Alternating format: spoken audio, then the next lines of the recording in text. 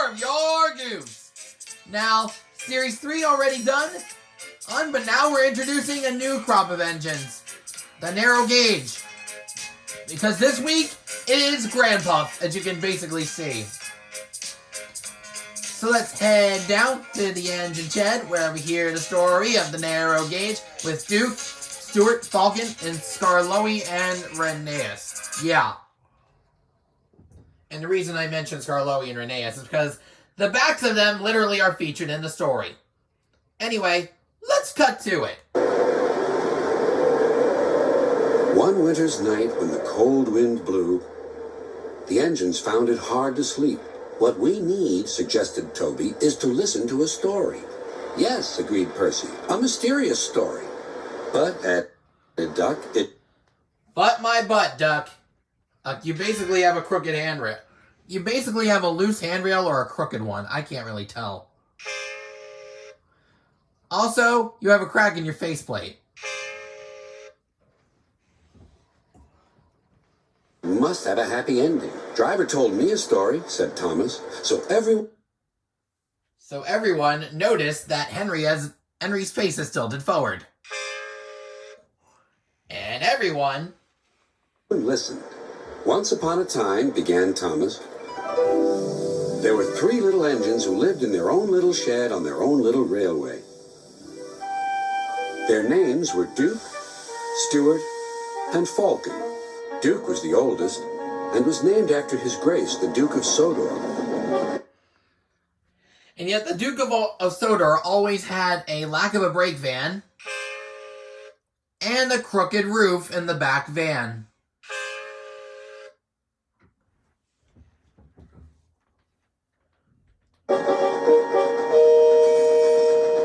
He was proud of this and loved to And he loves to keep his eyes behind the faceplate.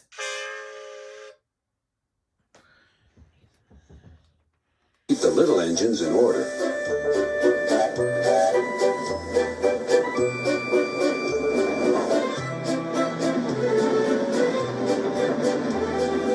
Whenever they did anything that Duke thought wrong, he would say, "That would never suit His Grace."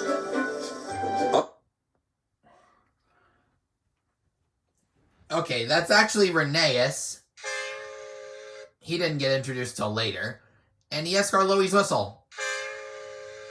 Don't believe me? Listen. Other engines came and went, but Oh, and Peter Sam's nameplate's there when he's supposed to be Stuart.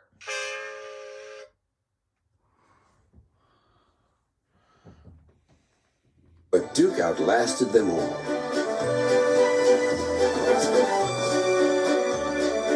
Stuart and Falcon used to call him Granpuff. They were fond of him, but they got very tired of hearing all about His Grace. Sometimes they would... Hold on. They were fond of him, but they got Ugh, Duke's eyes are wonky.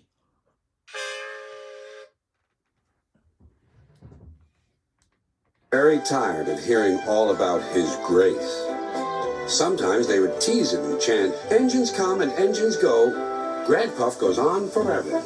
"You impertinent scallywags," Duke would say. "Whatever are you engines coming to?" "Never mind, Granpuff.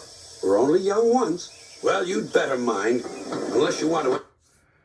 There's Rheneas again.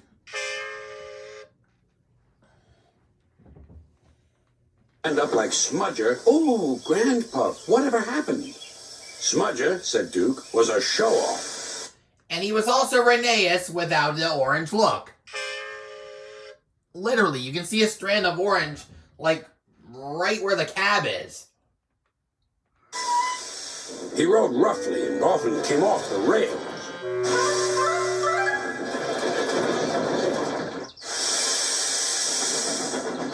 I warned him to be careful, but he took no notice. "Listen, Dookie," he snarled. "Who worries about a few spills?" "We do here," I said, but Smudger just laughed. Until one day, manager said he was going to make him useful at last. Smudger stopped laughing then. "Well, why?"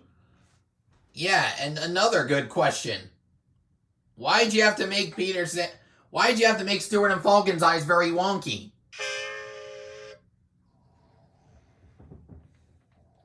What did he do? He turned him into a generator. He's still out there behind our shed. And the camera's shaking. He'll never move again. How many times am I going to have to be the boy who cried brake van? After that, Stuart and Falcon became really useful engines, and all three were happy together for many years.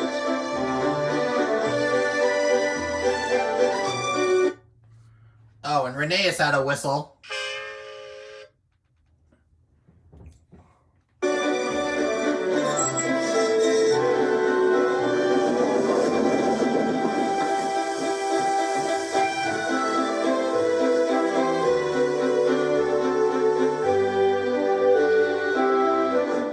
Then hard times came. The mines in the hills closed.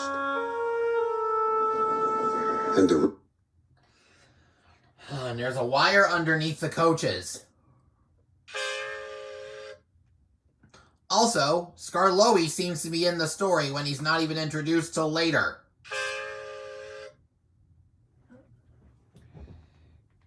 Railway was closed too. People came to buy the engines. We'll take Stuart and Falcon. No one wanted Duke. They thought him too old. Cheer up, Granpuff, called Stuart. We'll find you a nice railway and then you can come and keep us in order. They tried to be brave and cheerful, but no one really thought their dreams would come true. Duke's driver and fireman... I guess this is the third time I'm crying brake van.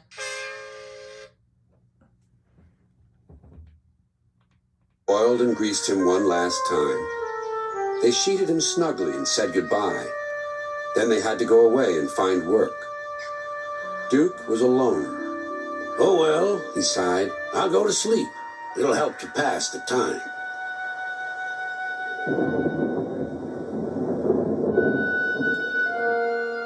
Winter torrents washed soils from the hills. Trees and bushes grew all around.